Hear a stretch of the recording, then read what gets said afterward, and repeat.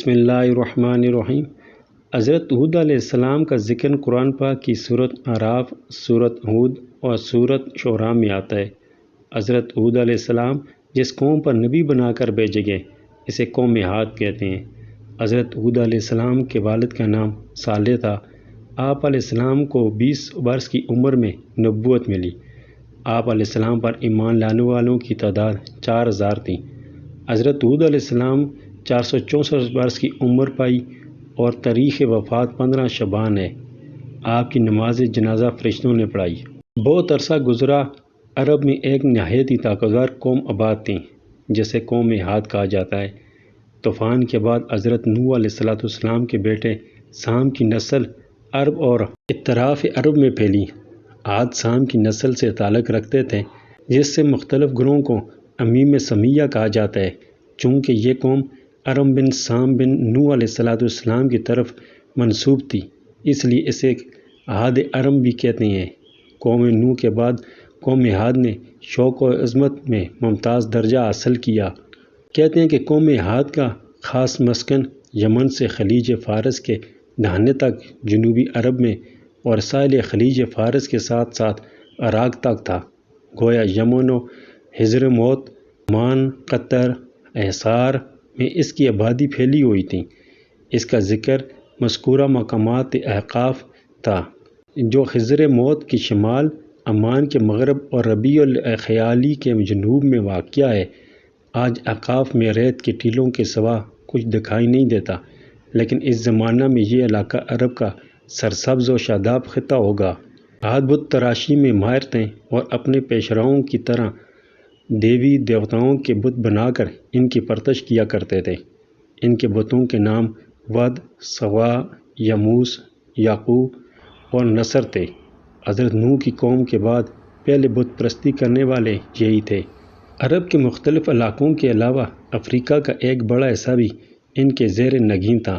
عاد اپنی خوشحالی، دولت و ثروت اور فنکاری کے لحاظ سے تمام معاصر قوموں میں ممتاز حیثیت رکھتے تھے، اور اس شوکت و جبروت نے انہیں متکبر، ظالم اور سرکش بنا دیا تھا۔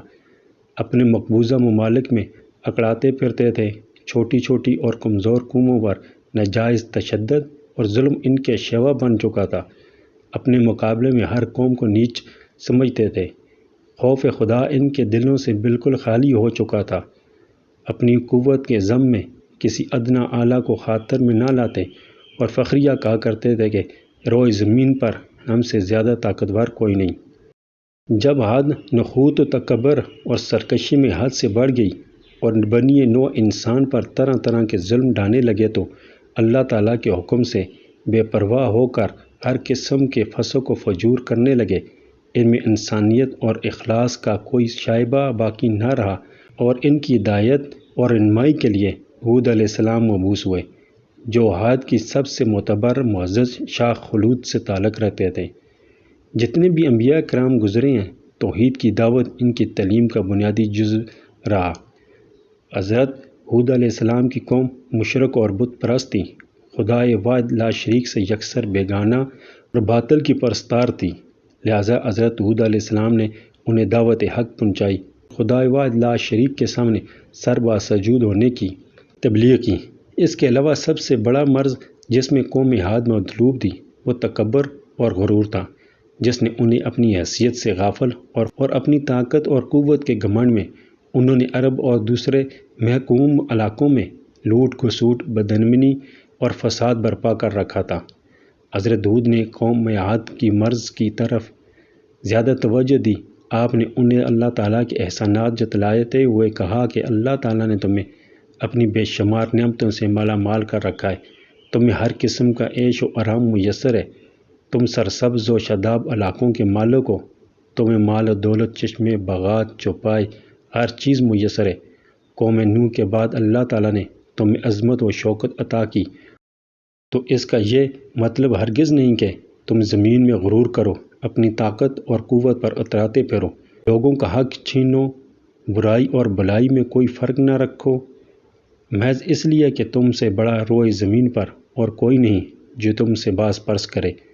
اگر تم تمام برائیوں اور فسق و فجور کو چھوڑ کر اپنے اخلاق کو درست کر لو، خدا تعالیٰ سے گناہوں کی معافی مانگ کر اس کی طرف رجوع کرو تو وہ تمہارے زور و قوت اور تمہاری آسودگی میں اور ترقی دے گا، تم فلاح پاؤ گے۔ لیکن اگر تم نے اپنی اصلاح نہ کی تو یاد رہے کہ جس طرح خدا نے تمہیں بنایا ہے اور اس کے احسانات سے نوازا ہے، وہ تمہارے سوا کسی اور کو بھی حکومت بخش سکتا ہے اور تم اس کا کچھ نہ بگاڑ سکو گے۔ کلام پاک میں کئی جگہ حضرت ہود علیہ السلام کی دعوت اور تعلیم حق کا ذکر آیا ہے۔ حضرت ہود علیہ السلام نے اپنے رشد و ہدایت کی تبلیغ کے ساتھ ساتھ کہا کہ میں رسول ہوں اور اللہ کی طرف سے تمہارے پاس ہدایت لے کر آیا ہوں۔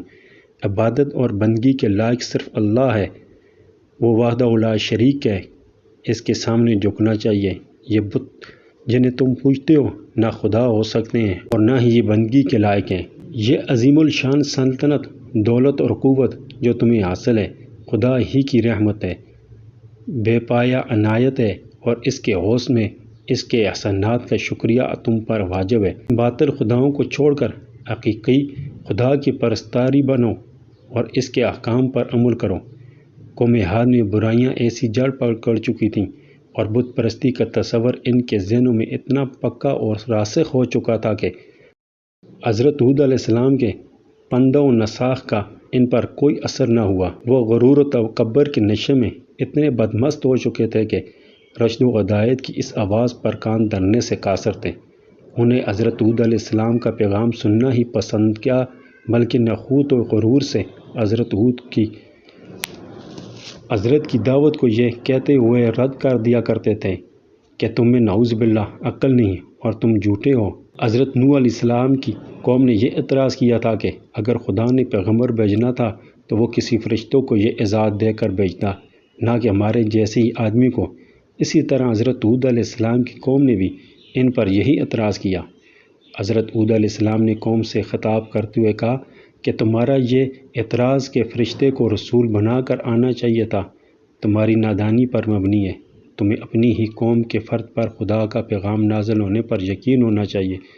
اللہ تعالیٰ کا دستور یہ ہے کہ وہ انسانوں کی ہدایت اور اصلاح کے لیے انہی میں سے کسی شخص کو چن کر اپنا رسول بناتا ہے اور اسی بندے کی معرفت تمام بندوں کو اپنے احکام سے آگاہ کرتا ہے۔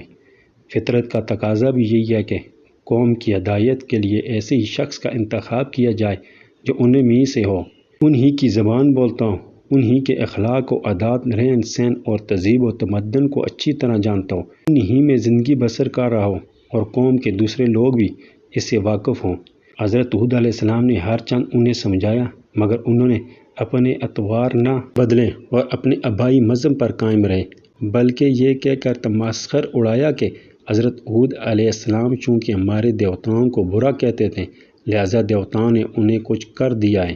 جب مغرور اور سرکش قوم کو سمجھانے کی تمام کوششیں بیکار گئیں تو حضرت ہود علیہ السلام نے اللہ کا وہ عذاب یاد دلایا جس نے حضرت نوح علیہ السلام کی قوم اور ان کی سرکشی اور بدعمالیوں کی بنا پر تباہ و برباد کیا تھا۔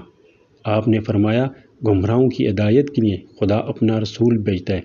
اللہ تعالیٰ نے تمہاری ہدایت کے لیے مجھے مبعوث فرمایا اور میں نے ہر ممکن طریقے سے تمہیں سمجھایا اور تمہاری اصلاح کی کوشش کی، مگر تم کسی طرح نہیں مانتے، تو اس کا نتیجہ اللہ کے عذاب کے سوا اور کیا ہوگا؟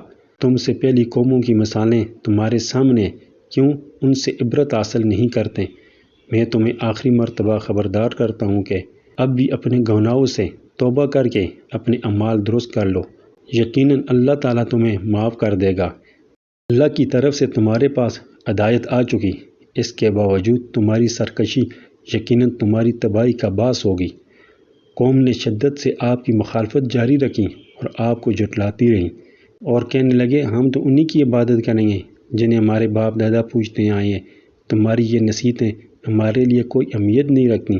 اگلے لوگ بھی اسی طرح کی بیکار باتیں کرتے آئے ہیں، ہم پر عذاب وغیرہ نہیں آ سکتا۔ آخرکار سرکش، باغی اور نافرمان لوگوں کی پاداش عمل کا وقت آ پہنچا۔ غیرت حق جوش میں آئی اور دیکھتے ہی دیکھتے قوم عاد کے بڑے بڑے ستون اور عالیشان عمارتوں والی بستیاں تیز آندھی کے طوفان سے تہس نہس ہو گئیں۔ یہ طوفان 7 راتیں اور 8 دن متواصل چلتے رہے اور وہ جو طاقتور قوی ہیکل انسان تھے خس و خاشاک کی طرح بہہ گئے۔ جہاں عاد کی عالیشان عمارتیں قائم تھیں، آج وہاں ریت کے ٹیلوں کے سوا کچھ نظر نہیں آتا۔ جب وہ سب تباہ و برباد ہو گئے تو اس کے بعد حضرت ہود علیہ السلام وہاں سے چلے گئے۔